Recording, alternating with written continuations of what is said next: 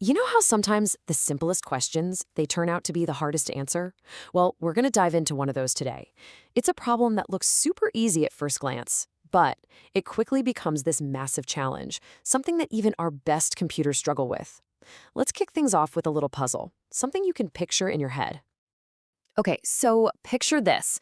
You've got just 4 deliveries to make in a city. You pull up a map. What's the shortest possible route, to hit all 4 spots and get back to where you started? How would you figure that out? Yeah, you can probably see it in your head, right? It feels pretty easy. You could try a few combos, maybe scribble them on a napkin, and in what, a minute? You'd be pretty sure you've got the best route. It just feels solvable. Okay, but what if we crank up the difficulty? It's the exact same problem, just more. Instead of 4 stops, now you've got 20. All of a sudden, trying to map that in your head feels, well, pretty much impossible. The number of possible routes just explodes. I mean, how many routes are we even talking about? Yeah, that's the number. It's a lot. We're talking over 60 quintillion. To give you some perspective, right? If you had a supercomputer checking a trillion routes every single second, it would still be crunching numbers long after the universe has ended. This, right here, is when a simple question turns into what we call a hard problem.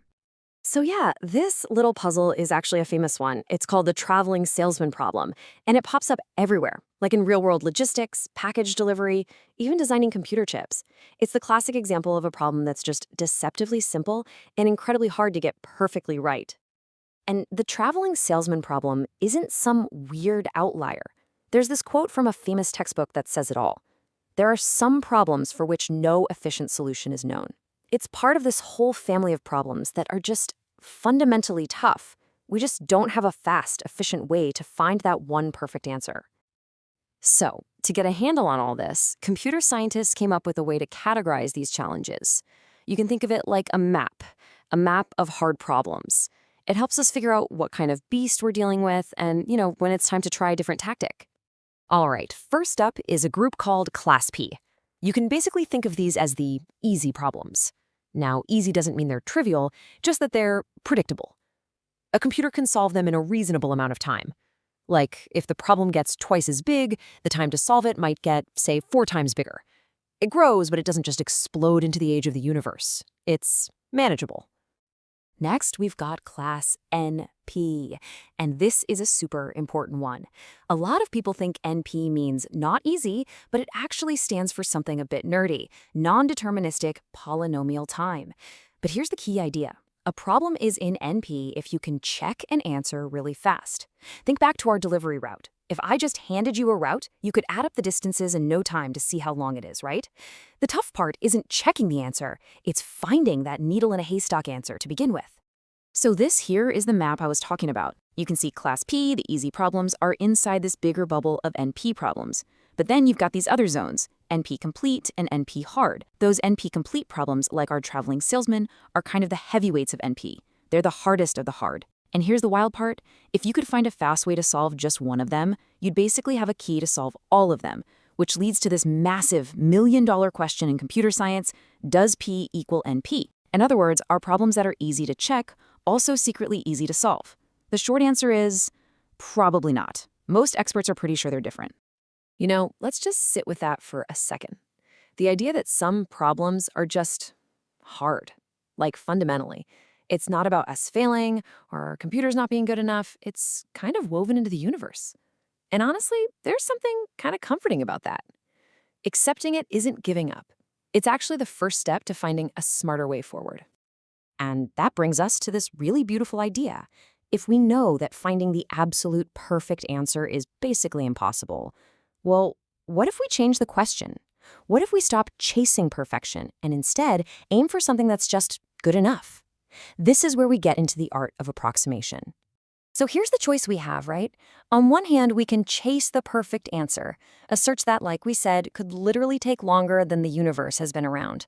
Or we can go for a good enough answer, one we can find pretty quickly and, this is the important part, one that we can prove is close to perfect. And that's exactly what an approximation algorithm is designed to do. It's a smart, fast algorithm that doesn't pretend it's going to find the perfect solution. Instead, it promises to find a near optimal one, and to do it fast. This is the main tool we have for actually dealing with these super hard problems in the real world. Okay, but that leads to a pretty obvious question, right? If the answer isn't perfect, how good is it? How can we be sure our good enough solution isn't actually, well, terrible? We need some kind of promise. And that promise has a name, the approximation ratio. You can think of it like a quality score or a mathematical guarantee. It basically tells you how far off your answer could be from the absolute best in the worst possible case. And that's what's so brilliant about this. We can actually prove with math just how good our good enough answer is. So here's what that looks like. The formula is basically just comparing the cost of our solution to the cost of the perfect one. For our delivery problem, cost just means the total distance of the route. So if an algorithm has an approximation ratio of 2, it means the route it finds will at most be twice as long as the absolute shortest route possible. It's guaranteed. It'll never be 3 times worse or 5 times worse. It's a solid promise. And just think about that trade for a moment. We're giving up on this idea of absolute, perfect certainty, which was impossible to get anyway. And what we get in return is something so much more useful: practical certainty, a guarantee we can actually work with and build upon. So this really all comes down to a powerful shift in how we think. When you're up against one of these monster problems, the smartest thing to do isn't to just try harder to find that perfect answer. It's to change your definition of success. And it boils down to this really simple, practical philosophy. Step 1, just recognize that some problems are built to be hard. Step 2, let go of that need for the perfect, flawless solution. And step 3, embrace an answer that's provably good enough, something you can actually find, and more importantly, something you can actually use. I mean, this really says it all, doesn't it? A pretty darn good solution that you can actually hold in your hand is worth so much more than a perfect one that you can never, ever reach. It's about what's useful. A plan that's 95% perfect that you can start using right now is way better than a 100% perfect plan that exists only in theory. And that's really the thought I want to leave you with. This whole idea, this embracing of good enough, it's so much bigger than just computers and algorithms, isn't it? It's a way of thinking about making decisions, about being creative, about just living. So maybe just think about it.